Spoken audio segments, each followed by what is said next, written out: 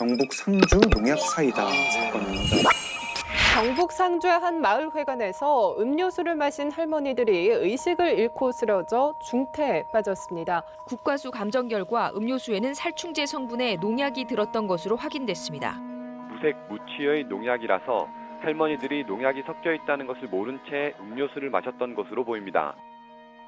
때는 이제 2015년 7월 14일이고요. 마을 회관에 할머니 7분이 모입니다. 7월이니까 덥잖아요. 그렇죠. 아우 더우니까 목마르다. 뭐 먹을 거 없나? 마실 거 없나? 하고 냉장고 문을 열어요. 사이다가 페트병으로 있었는데 뚜껑이 사이다 뚜껑이 아니라 자양강장제 뚜껑으로 닫혀 있었어요. 할머니 한 분이 그걸 꺼내 와가지고 밥그릇에 돌려가지고 나눠 드십니다. 나눠 드시는데 한 분은 내가 집에서 마가루를 이제 물에 타가지고 마시고 와가지고 난 안 먹겠다 이러면서 한 분은 안 드세요. 드시고 나서 조금 있다가 한 분, 두 분 쓰러지세요. 한 분, 두 분 쓰러지고 할머니들이 이제 쓰러진 채로 구토를 해가지고 토사물이 얼굴에 뒤덮이고 하도 한 분은 이제 그 구토를 격렬하게 하셔가지고 틀니가 빠질 지경이 돼요. 제일 젊었던 할머니가 비틀거리면서 나가요. 마을회관 옆집에 살던 할머니가 마당을 기어다니던 할머니를 보고 형님 왜 그래요? 이러면서 119에 신고를 합니다. 그 마을회관 안에는 할머니 5분이 계속 발작을 하고 계신 거예요. 예. 근데 그 안에 할머니 5분이 있다는 걸 구급차가 몰라요. 아이고 이런. 신고를 한 분만 했구나. 거의 1시간 가까이 돼서 이 5 할머니는 그때서야 병원을 가는 거예요. 그 할머니 6분 이제 다 중태에 빠지시고 결국 2분은 돌아가세요. 경찰이 당연히 오죠. 마을회관에 있던 모든 액체를 다 수거를 하고 금방 밝혀내요. 뭐 들어있다. 네. 사이다와 특정 성분의 살충제가 섞여 있었다. 이거는 그러면은 계획적인 범죄고 살인 범죄다. 수사를 하죠. 마을 입구에 CCTV가 있어요. 외부인 온 사람들을 다 수색을 해요. 근데 외부인 중에는 없는 것 같아요. 외부인 중에는 없는 것 같고 그럼 내부인인가? 이 마을 너무 작아가지고 마을 사람들 다 서로 알고 다 형님 동생하고 누가 그렇죠. 원한 가진 사람도 없는데 이게 어떻게 이럴 수가 있지? 자연스럽게 의심의 방향은 왜 할머니가 7분이 모였는데 한 분만 사이다를 안 드셨나? 안 드신 분. 네. 그 안 드신 분한테 이제 수사 초점이 모아가게 되죠. 수사를 할 때 의심스러운 부분들이 많이 나와요. 그 할머니가 타고 다니는 전동 휠체어가 있는데 거기서 농약 성분이 나오고 이 할머니 옷에서 그 살충제 성분이 나와요. 제일 또 의심스러운 거 하나가 그 할머니 집에 그 마당 뒷뜰에 뚜껑 없는 자양강장제가 나오고 그 자양강장제 안에 살충제가 성분이 나와요. 그리고 할머니 집에서 자양강장제가 9병이 더 나오는데 그 9병이랑 마당에서 발견된 한 병이랑 유통기한이랑 제조번호가 같아요. 같은 세트네요. 네, 같은 세트. 10개짜리 한 상자를 사서 하나를 마시거나 비우고 거기에 살충제를 넣어서 마을회관에 가서 사이다를 탄 거 아닐까? 이제 경찰이 이 할머니를 용의자로 특정을 하고 체포를 합니다. 저는 경찰청에서 제가 근무할 때여서 투입이 됐어요. 이분이 마을회관으로 가는 동선이 늘 있어요. 네. 늘 있는데 공교롭게도 그랬는지 아니면 자기가 범행을 하려고 하는 긴장도 때문에 그런지 그날 다른 곳으로 가요.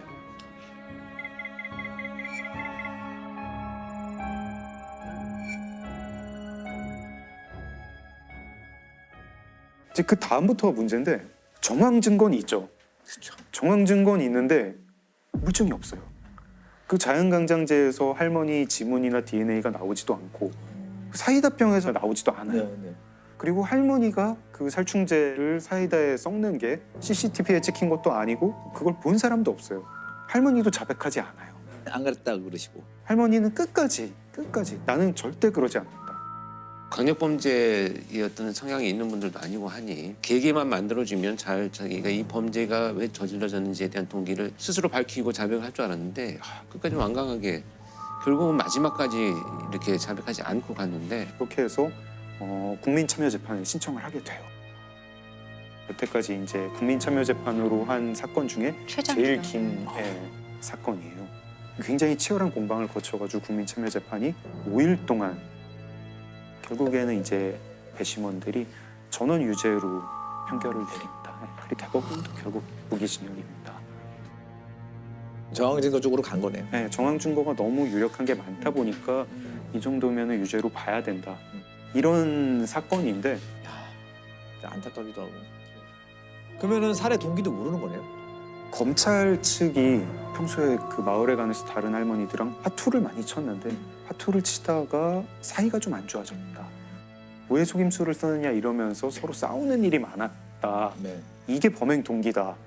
듣고 보면은 그 화투가 이제 정당 10원짜리 그 할머니들 다 소비였다고 그러시죠? 하는데 예. 그것 때문에 6사람을 독살을 한다? 살해 동기도 지금 그 검찰 측에서 주장하는 그걸로만 화투 지금 때문에 싸움이다. 동기가 사실 끝까지 우리 마음을 좀 불편하게 하고 그러니까 너무 사소하거나 이해할 수 없는 이유라 이거죠. 근데 농업 전문지에 농민분들이 이제 칼럼 쓰는 거를 보면은요 이런 게 되게 되풀이해서 나와요. 이렇게 답답한 줄 몰랐다. 스트레스는 참을 만한데 어디 갈 데가 없다. 사람 눈을 피해서 어디 갈 곳이 없다. 특히 이제 여성 농민 같은 경우에 거기 지역 전체가 이제 가부장적인 분위기고 남편이 또 이제 굉장히 가부장적인 사람인 경우에 자기 이 쌓인 한을 어디다 풀 데가 없는 거예요. 네, 네. 실제로 이 상주 농약 사이다 사건 판결문에 이렇게 적혀 있습니다. 피고인은 1950년경 남편과 결혼 후 극심한 가정폭력에 시달려 순탄치 않은 40년의 결혼 생활을 해왔다. 피고인은 오랜 기간 누적되어 온 강압적 환경에 대한 스트레스 및 폭력에 의한 억압, 자존감 저하로 인하여 급기야 사소한 감정 문제에도 심한 분노를 느끼는 지경에 이르렀다. 제가 종합보고서에 썼던 내용이거든요. 학대받는 여성 증후군의 증상들을 조금 나타내셨어요, 이분이. 실제로. 그 문제로 인해서 이분이 자기가 뭔가 침해받는 것에 대해서 너무 예민한 반응을 해오셨어요. 그러니까 분노나 이런 건 조절이 잘 안 돼 있고 내 텃밭에 누군가 옆집에서 팔을 한 2단만 여기 심어놓게요 해도 뽑아서 막 던져버릴 정도로 이제 감정이 극단적으로 왔다 갔다 하는 약간 문제가 있어서 이게 누적되어 와서 나를 무시하고 속여 나를 계속 뭐 이런 것이 이제 촉발되었다고 보는 거죠. 씁쓸하게 또 저희 마음을 좀 무겁게 만드는 사건이었습니다. 했는데 성행했던 가장 중요한 이유 중에 하나가 미소 냉전 시기였잖아요. 그러니까 올림픽이라는 것이 그 두 체제, 공산주의와 자본주의의 체제 경쟁의 장이 됐던 거예요. 여기에 특히 이제 목숨 걸고 뛰어들었던 나라들이 그 당시 소련, 그러니까 지금 이제 러시아죠, 하고 동독이었대요. 동독. 사실 이게 말이 안 되잖아요. 운동 경기에서 이긴다고 어느 체제가 더 우월할 리가 없는데 88 올림픽, 서울 올림픽 때 동독이 몇 위였는지 아세요? 국가 순위? 거의 2, 3위 아닌가요? 2위죠, 2위. 2위 맞아요.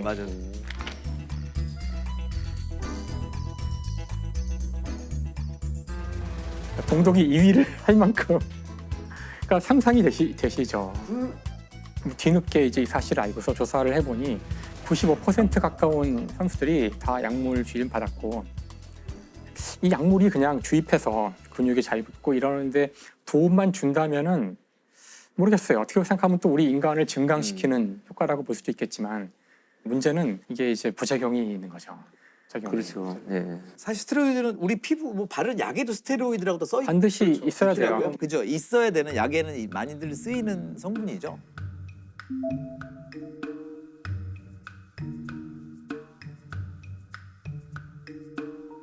근데 아나볼릭 스테로이드라고 해서 원래는 이제 남성 호르몬이 많이 나와서 근육을 만드는 데 도움을 주는 것인데 이걸 이제 장기 복용하게 되면 남성 호르몬 같은 게 인위적으로 주입된 거기 때문에 남성 같은 경우는 이게 결국은 자신이 스스로 만드는 호르몬은 안 나오게 돼요.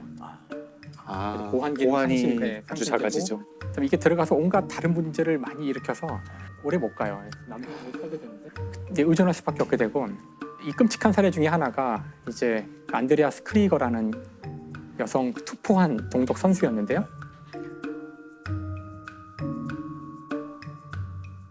그때가 20살이었는데 이제 약을 자꾸 투입받다 보니 남성화돼 가는 거예요. 남성화.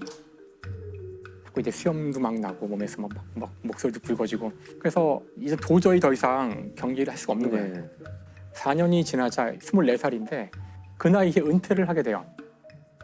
근데 그걸로 끝나는 것이 아니라 결국은 이제 성전환 수술을 해서 남성으로 살게 되는데, 원래 이름은 안드레아스가 아니라 안드레아스는 남자 이름이거든요. 원래 하이디예요. 하이디 크리거였는데 나중에 엄청난 후유증에 시달리게 돼요.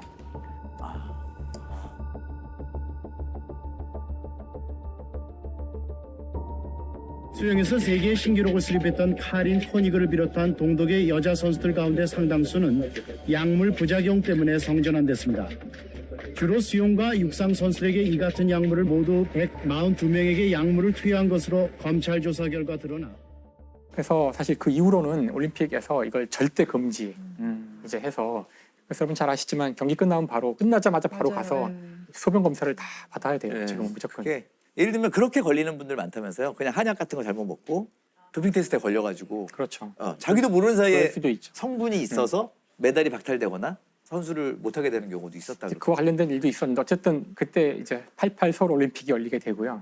그 올림픽에서 가장 충격적인 사건 중에 하나가 벤 존슨이냐 칼로이스냐. 칼로이스와 사실 올림픽의 꽃이라고 할 수 있는 마라톤과 100m 육상이잖아요. 100m 육상에서 당시 최고의 핫 이슈는 칼루이스가 이제 그전 올림픽에서 1등을 금메달을 했었고 이제 2연패를 할 수 있느냐. 근데 벤 존슨은 새롭게 나타난 스타인데, 캐나다. 그렇죠. 세계 신기록을 보유한 사람이에요. 뜨는 이제 새로운 별과 그 오래된 스타와 누가 이길 것인지 전 세계가 이목을 집중시키고 있었고. 차려.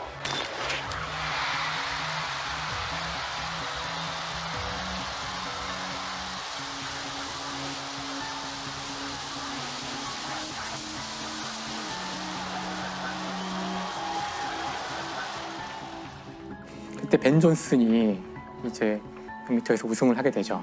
근데 놀랍게도 얼마 후 신문에, 정말 지금도 기억이 나요. 신문 일면에 이따만하게 벤 존슨 약물로 그 박탈당하게 됐다는 기사가 나왔었죠. 근데 결국은 칼로이스가 진짜 어부지리로 금메달을 따게 되는데, 그때 8명의 선수가 결승을 뛰었는데요.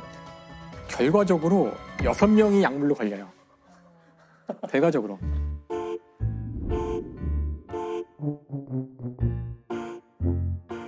다 만연해 있었다는 거네요. 정말 이건 너무하는 거죠. 그래서 사실 칼루이스도 3개 약물에서 양성이 나왔어요. 나왔는데 이 경우는 이제 가서 설명을 했대요. 뭐 이런 이유 때문에 뭘 먹었는데 그것 때문에, 그래서 막 회의를 해가지고 그래 이건 아닌 것 같다 해서 넘겨준 거고요. 그러니까 얼마나 당시에 약물이 만연돼 있었다는 거죠. 이런 일을 겪고 나니까 이제는 도핑 테스트가 상당한 수준에 올랐고 이제는 못하는 걸로 널리 인식이 되었지만, 이제 우리 모두 알고 있듯이 러시아에서 사실 그 뒤에도 지속적으로 정부 주도 육상연맹이 거기에 다 가담을 하여 아주 조직적으로 이제 이걸 해왔다는 증거들이 있었고, 그래서 대규모로 이제 잡히게 돼요. 세계 반도핑기구 와다의 보고서는 충격적이었습니다. 러시아 정부가 최근 5년간 열린 국제대회에서 소변 샘플을 바꿔치기 하는 수법을 사용해 전 종목 선수들의 도핑을 조직적으로 은폐하고 지원했다고 발표했습니다. 그래서 이거 어떻게 이걸 하냐면은 정부에서 아예 그 연맹에서 다 만들어서 준대요. 그 약물이 들어있는 귀족 부인의 칵테일이라고 하는데 그거를 약물이라고 말을 안 하지만 다 알고 있는 거예요. 주면은 그러면 당연히 경기가 끝난 다음에 도핑 테스트를 하면 양성이 나오겠죠. 그러니까 그럴 걸 대비해서 미리 평소에 그 소변을 받아서 냉동시켜서 보관한대요. 근데 도핑 테스트를 위해서 소변을 채취해서 이제 테스트를 하려면 어딘가 모아놓잖아요. 이제 정부 요원이 침투를 해서 바꿔치는 식으로 해서 버텨온 거예요. 야, 정말 진짜 어이가 없어가지고 결국은 이게 이제 밝혀지죠. 밝혀져가지고 IOC에서 이거를 아주 강력하게 제재를 해야 하는데 맞아요. 참가를 못하게 하는 건 아니고. 그래서 막 나라 이름 못 쓰고 뭐 이런 거 있지 않았나요? 그렇죠. 국기도 못 쓰고. 나라 이름을 쓰지 못하게. 그리고 깃발도 러시아 깃발을 들지 못하고. 다음에 금메달을 따더라도 보통 금메달을 따면은 시상대에 서 있고 국기가 올라가고 국가를 연주하는데 그것도 못하고요. 얼마 전에 있었던 도쿄 올림픽에서 마찬가지였잖아요. 그때도 러시아 깃발을 들지 못했지만 참여를 하게 됐는데, 이게 과연 충분한 제재인지 잘 모르겠고요. 맞습니다. 러시아 이름을 걸고 가지 못한다. 뭐 이 정도로 그냥 끝난 거죠. 너무 말도 안 되는데 그것도. 선수들의 조금 생각을 많이 존중해 준 것도 있는 것 같아요. 올림픽만 바라보고 사는 선수들 때문에. 모르겠어요. 올림픽뿐만 아니라 운동 경기, 도대체 우리는 왜 운동 경기를 보는가? 왜 이렇게 어려워할까? 기록이 뭐 9초, 뭐 9.5초 그런 숫자가 더 작아지는 것을 보려고 보는가? 그게 아니지 않을까요? 우리가 그 숫자에 열광하는 이유는 그 숫자를 얻기 위해서 이 선수가 들였을 눈에 보이지 않는 노력과 인내와 그 인간의 어떤 그 인간성, 인간의 어떤 그 아름다움에서 우리가 어떤 희열을 느끼기 때문에 경기를 보고 열광하는 것이지 그 숫자를 보고 금메달을 보고 열광하는 것이 아닌데 맞아요. 그러니까 저는 이걸 보면서 이게 올림픽 경기에 대한 이야기이긴 하지만 우리나라에서도 수많은 것들이 이렇게 숫자들로 평가가 될 때가 많잖아요. 우리는 오로지 1등, 뭐 어떤 100점, 만점 뭐 이런 것만 추구할 때 결국 똑같은 문제가 생길 여지가 있지 않을까 이제 그런 생각을 해보게 되는 것 같아요. 지금 약물 얘기 계속 하다 보니까 우리가 보면 좀 우리의 여러 가지를 치유하기도 하고 좀 나은 컨디션 이런 걸 위해서 약물 참 많이 쓰잖아요. 네. 예. 다 뭐 이렇게 잘 쓰면 약, 못 쓰면 독, 독 잘못 쓰면 중독 뭐 이렇게 되는 거 그런 있어요. 물질들이 꽤 많아요. 네. 예. 저도 오늘 그래가지고 그런 뭐 스테로이드는 아니지만 우리한테 또 되게 최근에 익숙해진 어떤 약물 얘기를 하려는데요. 프로포폴입니다. 아 프로포폴. 네, 지금도 많이 쓰죠. 우리 수면 뭐 마취. 내시계, 예, 수면 마취제고. 프로포폴은 화학식이 어떻게 되나요? 아니 왜? 정해주세요. 말하면 정해주세요. 즉시 나오네, 즉시 나와. 아니, 프로포폴은 저는 성분이 뭔지도 모르거든요. 프로포폴. 프로포폴은 이거 저희 많이 봤던 모양 이거 기억나시죠? 벌집이죠? OH.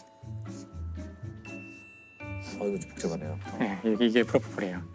꼭 눈사람 같이 생겼죠? 귀엽게 생겼네요. 예. 자, 프로포폴 이걸 맞으면 어떤 일이 벌어지나요? 수면 마취니까 이제 의식을 잃고 마취. 수면 내시경 같은 거 할 때 쓰는 건데 이게 물에 안 녹는다면서요. 그래서 뭐 콩기름에 녹인다고 합니다.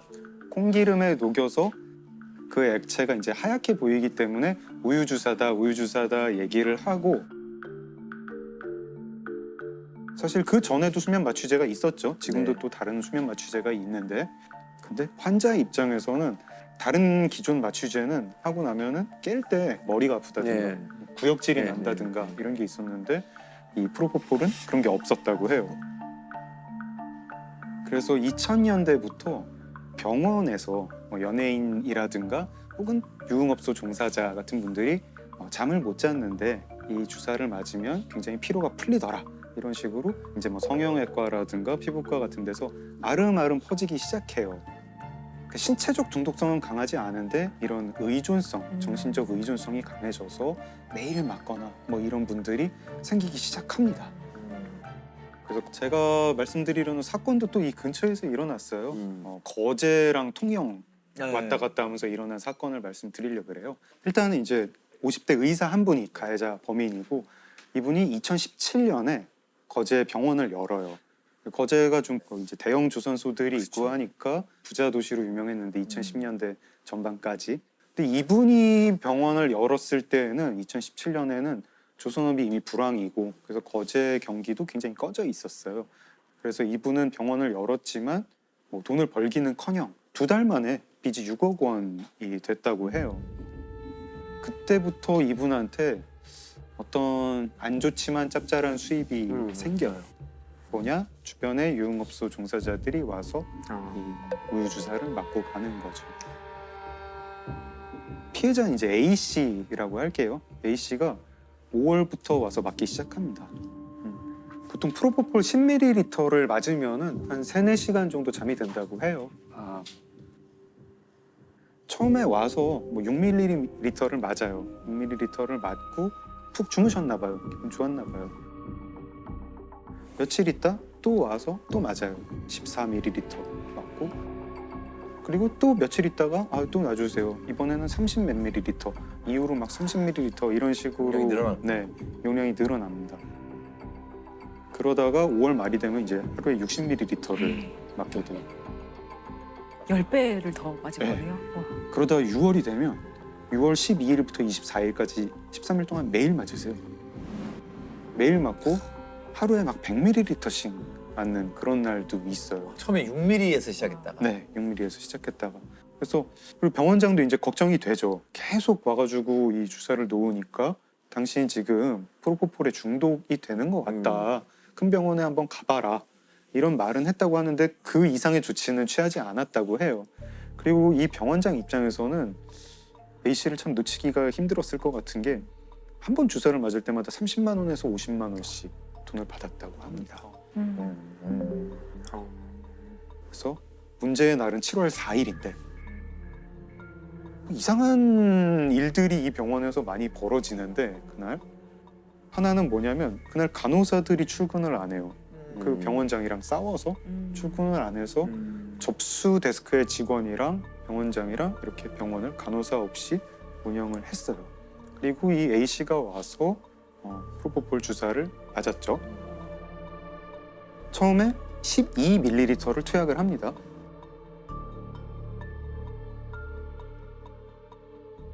근데 A 씨가 금방 깨요. 깨서 또 놔달라, 또 놓습니다. 마약류 의약품으로 분류된 수면 마취제 프로포폴 12cc를 링거에 주입하더니 6cc씩 두 차례 더 투약합니다. 한 번에 5cc 이내 투약되는 게 일반적이지만 5배 가까이 더 주입된 겁니다. 또 놓고 이번에 저혈압으로 사망을 합니다. 이때 이제 이 병원장이 되게 끔찍한 생각을 하게 되죠. 이 유족이 나한테 손해배상을 청구하지 않을까? 이 걱정이 생겨요. 그래서 어떻게 하냐면 이 프로포폴을 수액실이라는 방에서 온 손님들한테 놔주고 있었는데 얼른 커튼을 쳐요. 이 시신을 못 보게.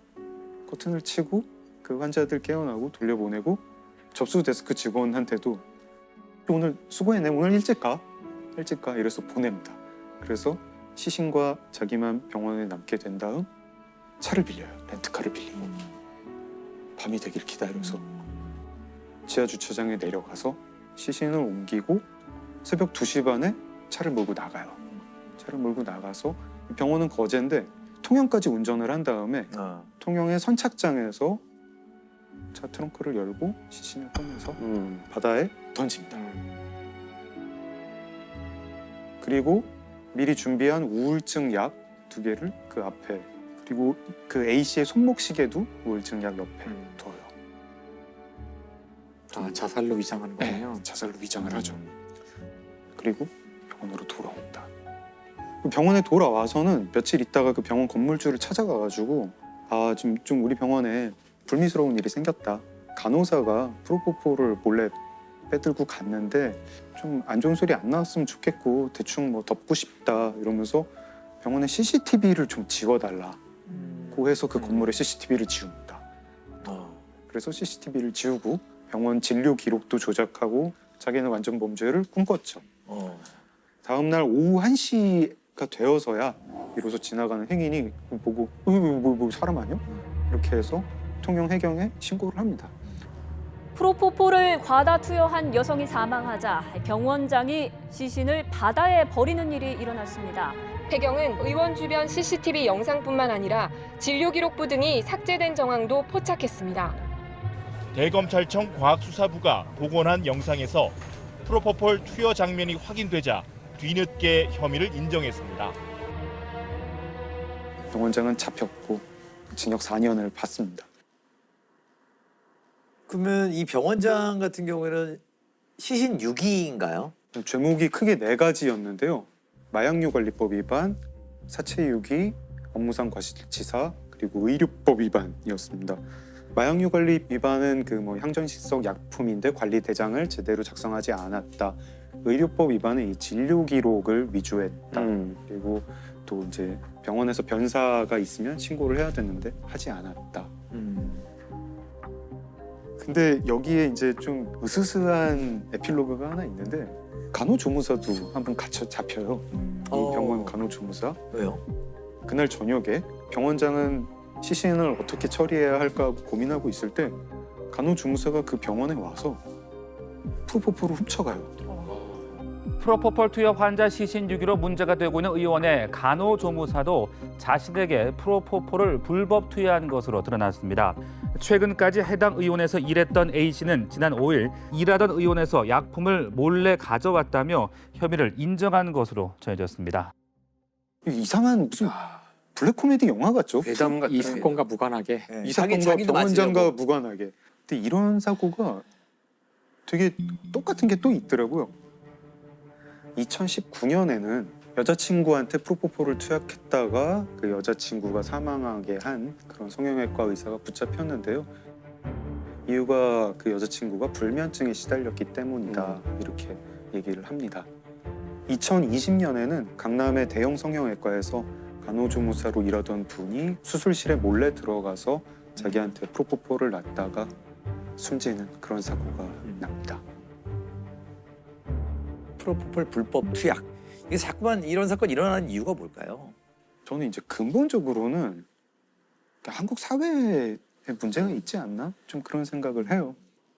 제가 가끔 병원을 갈 때 동네 의원급을 갈 때 가서 거기 붙어 있는 거 보고 되게 놀래요. 막 무슨 뭐 비타민 C 주사, 뭐 신데렐라 주사, 뭐 마늘 주사. 저는 이게 좀 가슴이 아픈 게 직장인들 많은 이 회사 건물 있는데 보면은 병원들에서 그 영업 되게 많이 해요. 그렇죠. 그리고 맞아요. 점심 시간에 맞고 오시는 분들 많으세요. 네, 맞아요. 네, 피곤해서 전날 뭐 과음을 했거나 야근을 했거나 피곤해서 뭐 보통 수액 맞고 가라 그래가지고 뭐 영양제라 그래 한 1시간 정도 누워 있다가 맞으면은 근데 힘이 남아요. 근데 되게 많이들 누워 계세요. 꼭 환자분만이 아니라도 이 주사를 맞고 일단 한두 시간 누워 있을 때 제일 효과가 있는 건 아마 플라시보 효과 아니겠는가. 그러니까 쉬니까. 쉬니까. 플라시보 누워 있고 이렇게 심리적인 효과가 훨씬 클 것 같아요. 이게 참 뭐가 잘못됐는지 모르겠는데 피곤한데 점심시간에 그거 맞고 와서 일하는 그 사회가 잘 제대로 된 사회인지도 모르겠고 피곤한데 이거 주사 한 방이면 해결될 거야 라는 생각을 하는 그 의식도 그렇게 건강한 의식은 아니고 거기 이제 피곤한데 내가 뭔가 주사 한 방, 알약 한 방 이게 이제 점점 발전하다 보면은 우유 주사 어제도 맞았는데 오늘도 맞았고 어제 60mg 맞았는데 오늘은 100mg 놔주세요.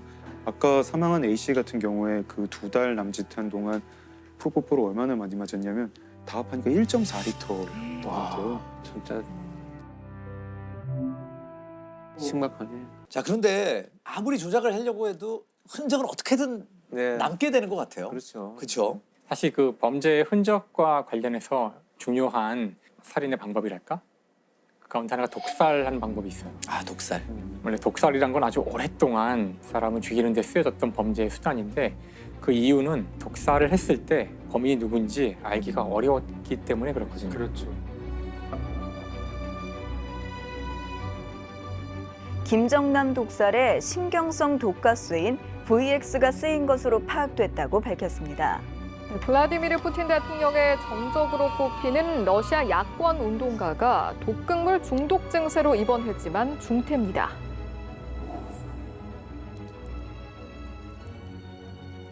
제가 이제 오늘 여기 오면서 어디를 가볼까 했는데 그 보성에 있는 녹차밭을 갔다 왔거든요. 되게 이국적인 풍경이던데 가보고 싶은 풍경이라 우리나라 아닌 것 같죠. 처음 그래서 나올 때. 오늘 제가 바로 거기를 갔다 왔는데요.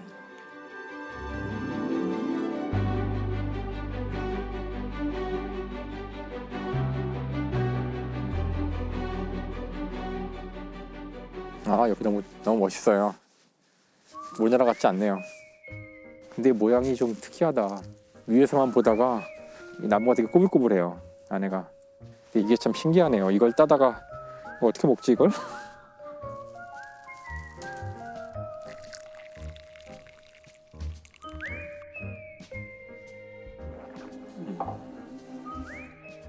이게 지금 제가 가져온 녹차죠. 네. 사실 여러분 드시는 녹차가 어쩐지 거기서 가져온 녹차입니다. 맛이 좋더라. 교수님 막 따신 건 아니죠? 따고 싶었는데 따는 시기가 아니어서 따지 못했고요. 그래서 이 녹차, 사실 녹차와 홍차는 같은 잎으로 만들어지지만 이제 어떤 식으로 그걸 처리하냐에 따라 달라지는 건데 유명한 그 사건이 하나 있어요. 이른바 방사능 홍차 사건. 들어봤는데 러시아에서 푸틴이 그렇죠. 진짜 거기는 떠드는 얘기만 보면 대통령이 직접 홍차 한잔 할까요? 이런 식으로. 이 이야기는 그 러시아의 비밀 요원이죠. 알렉산드르 리트비넨코라는 사람이 있는데 이 사람이 러시아를 벗어나서 영국에 망명을 하게 돼요. 더군다나 이 사람이 영국에 가서 그냥 가만히 있었던 것도 아니고 막 그 현재 러시아 정부를 막 비판하고 아마 러시아 입장에서는 눈에 가시 같은 존재였을 수 있어요. 근데 이 사람이 어느 날 러시아에 있을 때 동료였던 두 사람을 만나게 되는데 두 사람을 만나고 와서는 갑자기 막 몸에 이상이 생겨서 몸이 막 뒤틀리고 이러다가 곧 죽게 돼요. 머리칼이 다 빠지고 혈색을 잃어버린 남성, 전직 러시아 스파이 리트비넨코의 사망 직전 모습인데요.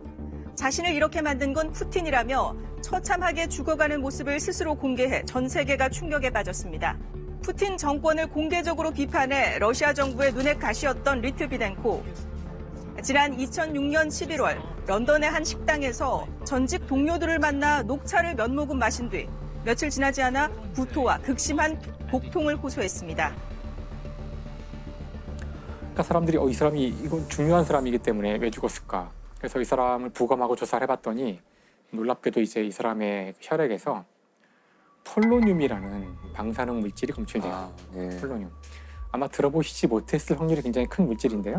폴로늄. 그 일반적으로는 존재하기가 거의 힘든 인공적으로 만들어지는 방사능 물질이에요. 이것도 화학 기호가 있나요? PO, 폴로늄. 그래서 폴로늄은 언제 이게 저희가 그 공부하다가 듣게 되냐면은 퀴리 부인 할 때 얘기가 나와요. 퀴리 부인. 네, 퀴리 부인이 먼저 폴로늄에서 폴로늄을 추출하고 방사능 물질, 그 다음에 나중에 라듐을 추출하게 되는데 폴로늄을 붙인 이유가 그렇죠. 조국 폴란드에 이름을 붙인 거예요.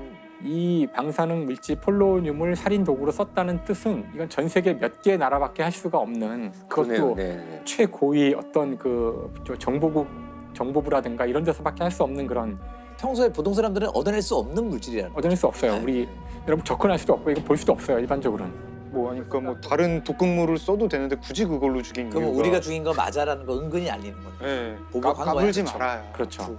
결국 2016년 영국 정부는 그 러시아의 푸틴이 이 살인 사건의 배후에 있는 것 같다라고 공식 발표하게 됩니다. 푸틴 러시아 대통령이 10년 전에 발생한 러시아 스파이 독살 사건을 직접 승인했을 것이라는 보고서가 영국에서 나왔습니다. 원자로에서 만들어지는 방사성 독극물 폴로니엄 210을 러시아 정부의 개입을 보여주는 증거로 꼽았습니다. 조사팀은 리트비넨코 살해 작전이 러시아 연방보안국과 푸틴 대통령에 의해 승인됐을 것이라고 결론 내렸습니다.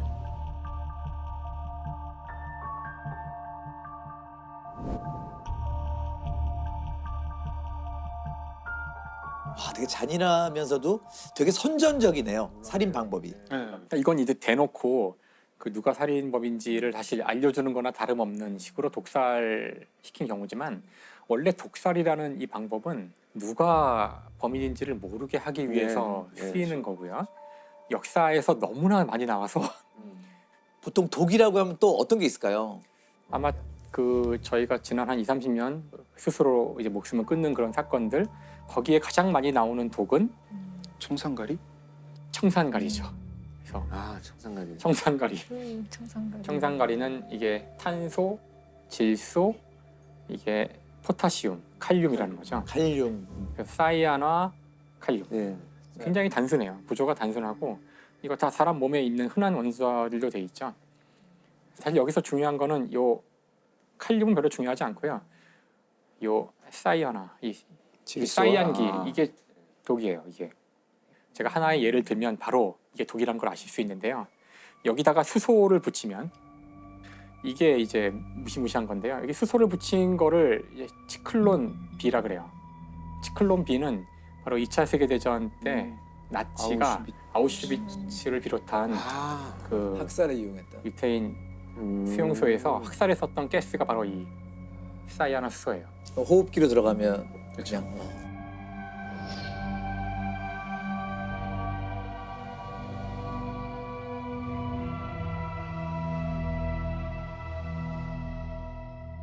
이게 얼마나 효율적인 독인지는 이미 2차 세계대전 때 검증이 된 거죠. 그래서 이게 사실 몸에 들어오면은 이게 그 어떤 역할을 하냐면은 사람의 몸의 세포에는 미토콘드리아라는 게 있어요. 미토콘드리아는 쉽게 얘기해서 에너지 공장이에요. 그 산소와 음식물을 결합하는 그 반응이 일어나는 곳이 바로 미토콘드리아인데요. 이게 들어가면은 미토콘드리아가 산소를 처리하지 못하게 만들어요. 그러니까 아무리 내가 숨을 쉬어서 산소를 세포로 보내도 사실상 세포는 산소가 없는, 그러니까 세포가 질식해서 죽게 되는 거죠. 그렇게 돼요. 그래서 이게 그 사망하신 분들 보면 이제 마치 질식사의 어떤 그 흔적처럼 아무리 숨을 쉬어도 산소는 가지 않아요, 세포로. 가서 아무 역할을 못 해요. 네.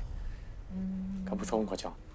여기서 그래서 우리가 한번 질문을 던져볼 수 있는 게 과연 독이란 무엇인가? 독. 이런 질문을 해볼 수 있거든요. 사실 이런 많은 독들이 어디서 오냐면은 식물에서 많이 와요. 식물. 그렇죠. 그럼 왜 식물은 독을 만들까? 이런 생각을 해볼 수가 있어요. 자기를 보호하기 위해서. 동물은 위험에 처하면은 도망가면 되거든요. 네네. 근데 식물은 위험에 처하면 어떻게 할 수 있을까요? 도망갈 수가 없으니까 도망갈 수가 없죠. 그 자리에 있어야 사실 되니까. 모든 식물은 기본적으로 다 독을 만들어요. 모든 식물은 독초예요. 그러니까 이것이 독이다 아니다라는 기준은 단지 우리가 그 식물이 만든 독을 감당할 수 있느냐는 거고, 근데 그것도 감당한다는 거지 결국은 독이에요. 그러니까 그것도 양이 어느 이상 되면은 감당 못해요. 저희가 한번 다뤘지만 에탄올 같은 경우는 식물이 아니라 균이 만드는 독이죠. 효모균이. 그렇죠. 그러니까 이런 것들은 독이기 때문에 근본적으로 우리 몸에 들어왔을 때 뭔가 마비를 시켜요. 네. 특히 동물을 대상으로 할 때는 신경계에 마비를 줘서 뭔가 신경이 약간 작동 안 되게 만드는데 우리 같은 큰 동물은 조금 먹어도 그 정도 마비는 기분이 좋은 거야. 적당히 마비가 되거나, 그래서 우리가 그거를 이제 그 기분이 좋게 하거나 그런데 먹는 것뿐이지 기본적으로는 다 독이에요. 그래서 뭐 카페인, 니코틴 이런 거 다 독이에요. 그렇죠. 니코틴 중. 또 중독이라는 얘기 많이 하잖아요. 니코틴 그렇죠. 중독된다. 니코틴이 중독되는 건데 오늘의 비장의 이거 진짜 오늘 뭐 주술이 계속 나옵니다. 와, 이렇게 복잡해요? 니코틴? 그러니까 이게 제가 이제 사실 범잡 나오면서 자꾸 이제 이 분자로 이것저것 만드는 거 재밌더라고요. 그래가지고 집에 이거 300개짜리 샀어요. 그래가지고 막 이것저것 만들어 보는데 오늘 다룰 거 이렇게 조립해서 오시고. 오늘 안 다루는 것도 이제 막 화학식 나오면 만들어 보고 하는데 이게 니코틴이랍니다. 이때까지 만드신 것 중에 제일 복잡한데요? 이건 만드니까 좀 보람도 있고 뿌듯하더라고요. 네, 그래서 이게 니코틴인데 검은색이? 검은색은 탄소고요. 다음에 파란색이 질소, 다음에 하얀색은 수소죠. 그러니까 그냥 니코틴 같은 경우도 이제 아까 이야기 들어오면 이것이 신경에 영향을 주는 물질이라서 조금 섭취하면은 이제 기분이 좋아지죠. 근데 많이 섭취하면 당연히 안 좋고요. 이것도 이제 다량을 한꺼번에 농축된 니코틴을 섭취하면은 죽을 수 있어요, 당연히. 보험 사기가 점점 늘어나고 있다고 하더라고요. 보험 사기. 보험 사기. 예를 들어서 2016년 같은 경우에 범죄자들의 숫자가 한 8만 명 정도였다면은 2020년에는 한 10만 명 가까이, 그러니까 아주 빠른 속도로 늘어나고 있는 법정 분쟁 중에 하나라고 하더라고요. 보험 사기 금액이 대략 한 25% 정도 증가한 거고요. 사실 이것 때문에 실손보험료가 평균 14% 올랐다니까 사실 이거는 진짜 그 사회 전체에 이런 범죄자들 때문에 우리 모두에게 손해를 끼치는 그런 사건이라고 할 수 있겠죠. 친딸 독극물 살인 사건이라는 사실 아주 좀 엽기적인 사건이 있었어요. 2003년 10월 12일 A 씨가 자신의 두 딸과 조카 셋을 데리고 수영장에 갑니다. 수영장에. 근데 수영장에서 9살짜리 둘째 딸이 거기서 사망하게 돼요. 그 물에서 사망하게 되는데 수영장에서 뭔가 이게 의심이 된다, 좀 석연치 않다. 왜냐하면은 보통의 익사 사고 같은 경우는 이제 사람을 꺼내서 긴급 조치를 하게 되는데 그때 막 코하고 입으로 물이 나와야 된대요. 정상적인 상황이라면 그냥 조용히 그냥 죽은 거예요. 그러니까 그런 것들이 다 석연치 않았던 거예요. 부검을 하자고 얘기를 하게 됩니다. 이제 이 아이를 부검하기로 이제 부검을 해봤더니 독살됐다는 결과가 나온 거죠. 그래서 이제 조사해 보니까 그 A 씨가 익사 사고가 일어나기 전에 둘째 딸에게 음료수를 줬다는 거예요. 음료수를 너 혼자 먹으라고 줬다는데 실제 그 아이가 그 음료수를 이제 마시고 와서 다른 아이들한테 엄마가 나한테만 이거 줬어 하면서 이제 이야기를 한 목격자가 있고 하지만 이제 지금 이제 보셨지만 여기 그 결정적 증거는 없잖아요. 그래서 이제 2년 가까이 계속 그 수사가 진행되었다고 하더라고요. 이 증거를 찾기 위해서. 사건을 이제 조사해 보니까 경찰에서 바로 그 둘째 딸이 죽기 바로 전날 보험을 들었다는 거예요. 아이에게 상해 보험을 들었고 보험을 들 당시에 A 씨가 돈이 없어서 보험 설계사가 그 계약금을 대신 내주면서 그러니까 굉장히 무리스럽게 보험을 들었다는 거예요. 그리고 특히나 그 이 수영장은 사망 사고가 있었을 경우에 1억 원을 보상한다는 그걸 이제 내걸었다고 하는데 좀 특별한 상황이죠. 알고 이제 아마 했을 것 같고요. 더더군다나 이제 수상한 것은 A 씨가 이제 진술서를 쓰게 되는데 좀 이게 이상하다는 거예요. 진술서를 보면은 이건 믿기 어려운 그런 것들이 많이 있기 때문에 아마 프로파일링 했겠죠. 했더니 좀 이게 이상하다는 거예요. 그 엄마 같은 경우에는 경찰에 잡혀와서 이제 진술서를 쓰게 되는데요. 아주 여러 가지 문제점들이 많이 발견이 됩니다. 그 시간에 무슨 일이 있었는가를 쓰라고 했더니 그 진술서를 보면 누구한테 전화를 걸어가지고 우리 애 누구누구가 사고를 당해 위급하다, 도와달라라는 전화를 했다라고 써놨는데 이 위급하다라는 말을 처음에는 위독하다라고 썼어요. 그걸 지우고 위급하다로 바꿨었어요. 근데 이런 흔적들도 당시에 이 진실을 분석하던 프로파일러들이 포착을 해내서 제공이 됐고 뇌파 가운데 P300이라는 뇌파 측정 방법이 있어요. P300이란 거는 그 사물을 보고서 이 사물을 내가 전에 본 적이 있다면 0.3초 후에 바로 어딘가 팍 튀는 그 뇌파가 있대요. 그걸 가지고 봤더니 뭐 범행에 사용된 것으로 보이는 요구르트병 같은 걸 이제 봤을 네. 때 뭐 반응을 한다던가 뭔가 의심스럽다. 그 다음에 서로 이제 그 신문을 하고 하는 동안 미세 표정 분석 아마 다 전문 영역이실 텐데 지금 이야기한 여러 가지 증거들이 다 이 사람의 진술을 믿지 못하게 하는 결국 이제 지금까지 얘기했던 여러 가지 그 정황 증거라든가 다른 간접 증거들을 모아서 A 씨한테는 그 유죄가 선고됐고 무기징역이 이제 구형됐다고 합니다. 친딸을 살해한 혐의로 2년 만에 구속된 37살 김모 씨. 딸 이름으로 보험에 가입한 지 단 하루 만에 딸에게 독극물을 먹여 살해한 혐의를 받고 있습니다. 김 씨의 거짓말을 뒤집을 수 있었던 것은 뇌파 검사.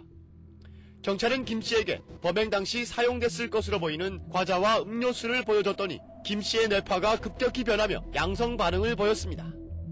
경찰은 살인 혐의로 구속영장을 신청했고 법원도 처음으로 뇌파 검사의 증거력을 인정해 구속영장을 발부했습니다.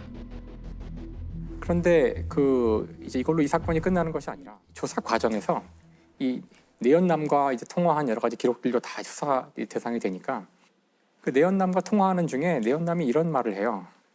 너 또 약 먹였어? 뭐 이런 이걸 변명을 할 수가 있겠지만 뭔가 이제 석연치 않은 거예요.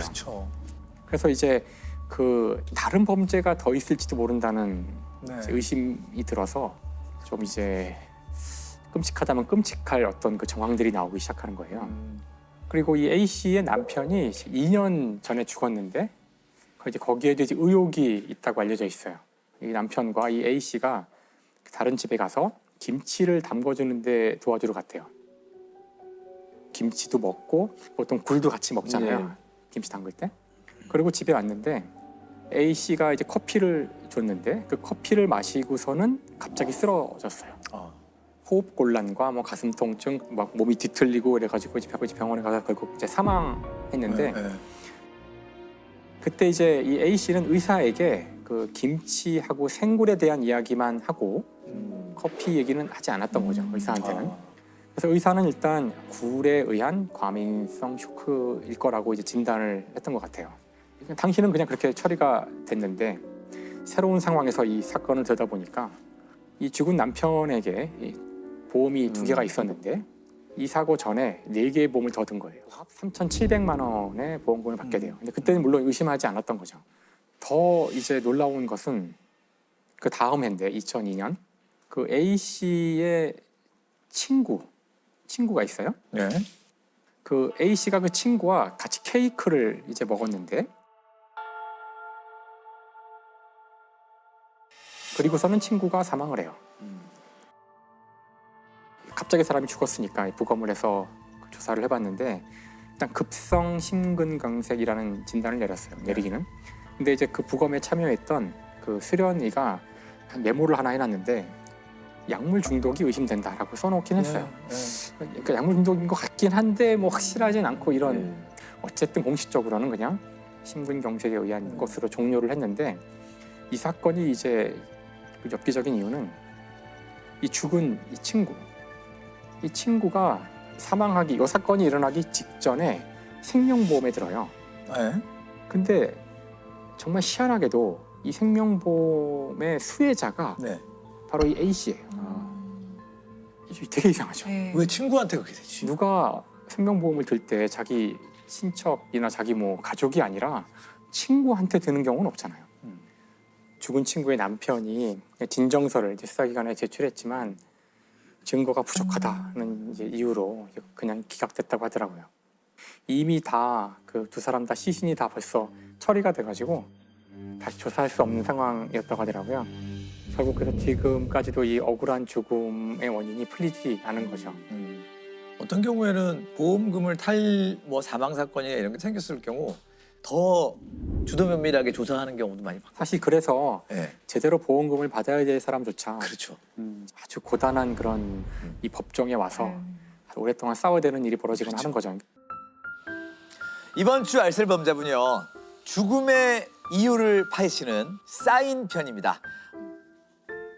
그리고 이 주제와 잘 어울리는 법의학자 이호 교수님 함께하십니다. 안녕하세요. 반갑습니다. 네. 반갑습니다. 오랜만입니다. 네, 오랜만입니다. 동배라는 걸 알게 됐어요. 네. 믿진 않죠, 사람들이. 죽음을 어둠으로 보지 말고 죽음은 살아있는 사람들한테 교훈을 던지는 살아있는 학문으로 좀 봐주셨으면 좋겠어요. 지난번 출연하셨을 때 아주 인기가 대단하셨어요. 반응이 뜨거웠습니다. 카리스마와 유머를 주변 반응이 어떠셨어요? 뭐 전주에서 이제 한 것에 대해서 어느 장소에서 했는지 그걸 궁금했어요. 오늘도 기대를 하겠습니다. 네. 자, 그리고 김상욱 교수님께서 자가격리를 마치시고. 네. 저도 이제 한 일주일 격리하다. 네, 이 교수님도.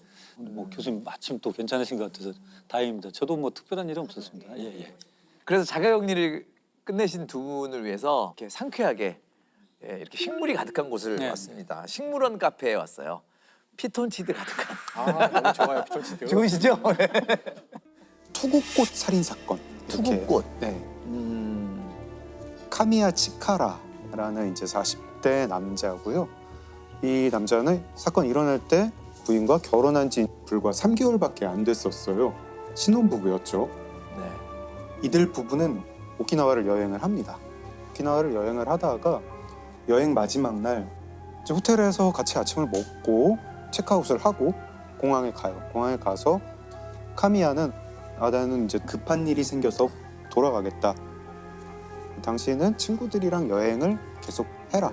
이래가지고 이때가 한 12시쯤인 것 같아요. 카미야는 이제 가고 이 부인은 친구랑 같이 오키나와 섬 옆에 이시가키 섬이라고 섬을 가요. 네.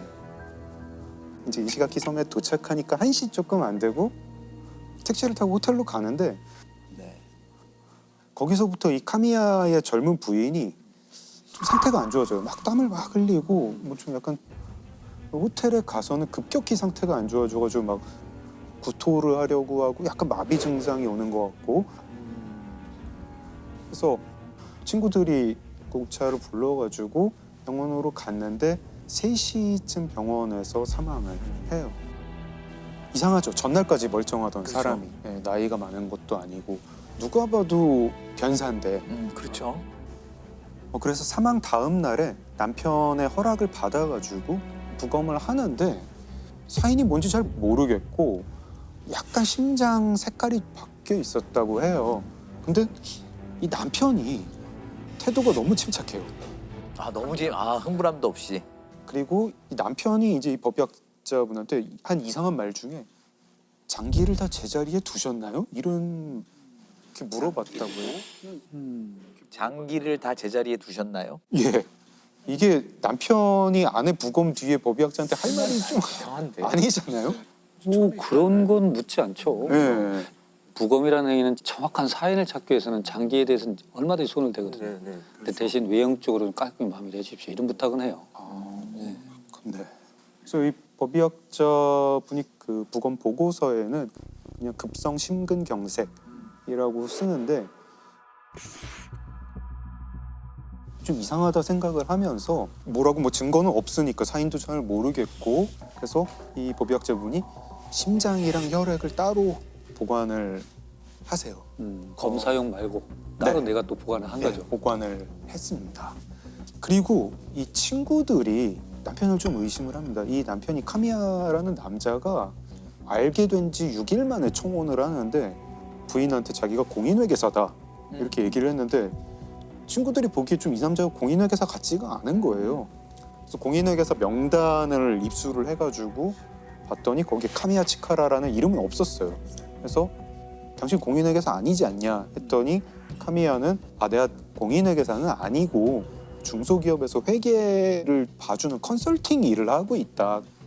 뭐 이러면서 대충 어물쩍 넘어갑니다. 그리고 좀 으스스한 게 카미야가 집에서 자기가 영양제를 만드는 사람이었어요. 자기가 영양제를 만들어서 부인한테 맨날 먹였어요. 그러니까 이거 좀 이상하죠. 그래서 친구들이 경찰에도 이거를 제보를 하고 언론사에도 제보를 하고 보험회사에도 연락을 합니다. 혹시 이 사람 생명보험 든 거 없냐?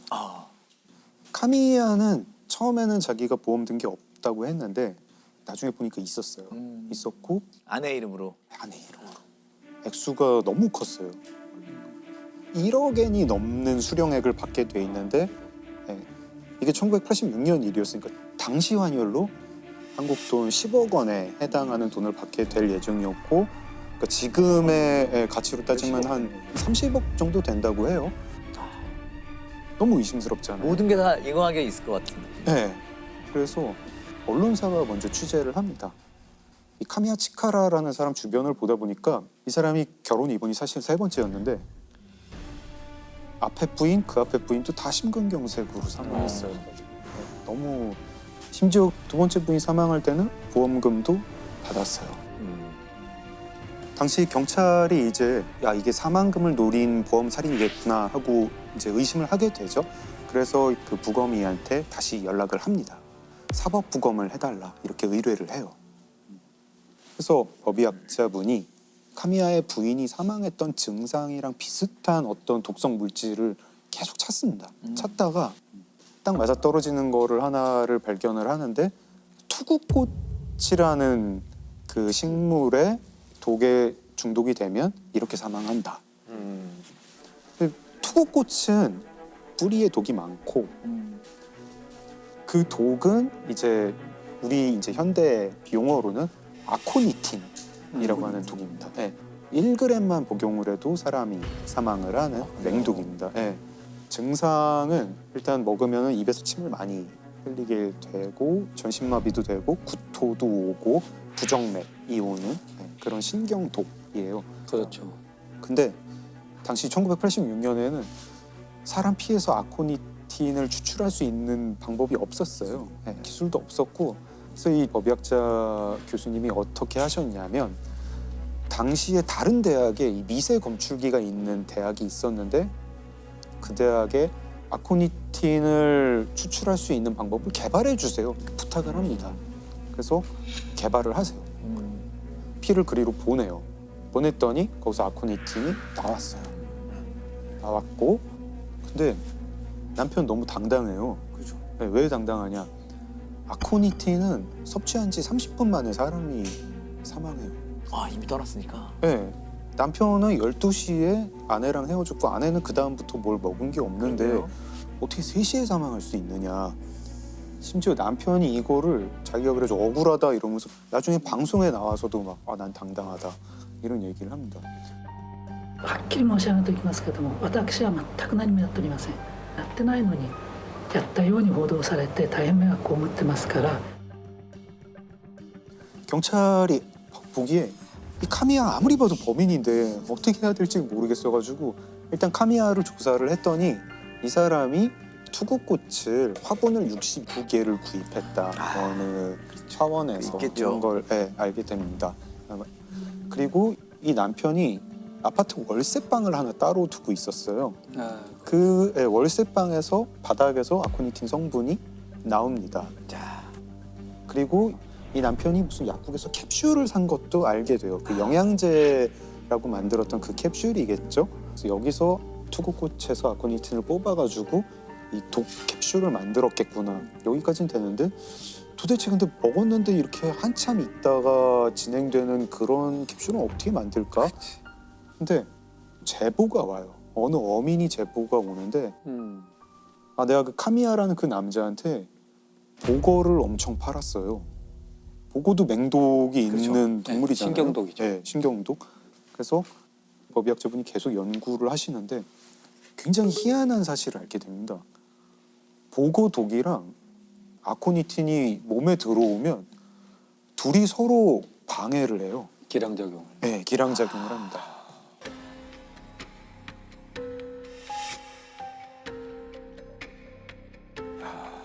보고독은 아코니틴 독을 방해를 하고 아코니틴 독은 보고독을 방해를 해서 둘 다 원래 먹으면 그냥 바로 응급실 행인데 서로의 기능을 방해하는 거군요. 서로의 기능을 방해를 합니다. 노벨상급입니다. 아니 그거를 연구할 정도면 그냥 연구를 그 하지. 정도는 연구비로 받을 수 있을 텐데. 범인 카미야 치카라. 이 사람은 그러니까 아파트를 빌려가지고 자기 사설 독극물 연구소를 차린 거잖아요. 그런 거네요. 나중에 보니까 생쥐도 여러 마리 구입을 했더라고요. 그 아파트에서 어떻게 하면 보험금 잘 탈 수 있을까? 어떻게 하면 사람 잘 죽일 수 있을까? 이거를 가지고 치밀하네요. 치밀하죠. 세상에. 이거는 연쇄살인의 계획이네요. 그러니까 첫 번째, 두 그 번째 사건만 마찬가지고. 가지고 네. 이렇게 연구할 리는 없어요. 네. 근데 사실 전 부인 같은 경우에는 뭐 지금 입증할 수는 없어서 기소는 못 합니다. 그래서 세 번째 부인만 가지고 기소를 해서 무기징역을 받았고요. 감옥에서 암에 걸려가지고 2012년에 사망을 했습니다. 이 사건을 해결하는 게 결국 이 법의학자 분이 혈액을 보관해서 해결하게 된 거죠. 아마 그 부검의사는 심장이 문제가 심근경색은 주로 동맥경화가 있어야 되거든요. 어떤 형태는 혈류의 공급이 안 돼야 돼요. 근데 젊은 여성들은 에스트로겐이나 호르몬이 있기 때문에 심근경색이 올 일이 없어요. 동맥경화가 막아져요. 그러다 사건이 풀리게 돼요. 그러니까 젊은 여성의 심근경색이 이해가 안 되니까 보관을 다 해놓은 거예요. 환상동맥도 깨끗하고. 심근경색이 출해된 이유는 모르겠고 그러니까 뭔가에 우리가 증명하지 못한 요인이 있을 걸로 보이니까 심근하고 혈액을 보관했을 거예요. 그러다 사건이 풀리게 되죠. 진정한 법의학자의 정말 그 열정이네요. 그렇죠. 그러니까 항상 의심하는 자세. 네. 2009년 4월에 서울 관악구에서 발생한 사건인데요. 한 다세대 주택 지하에서 밤늦게 노파가 살해된 채로 발견이 됩니다.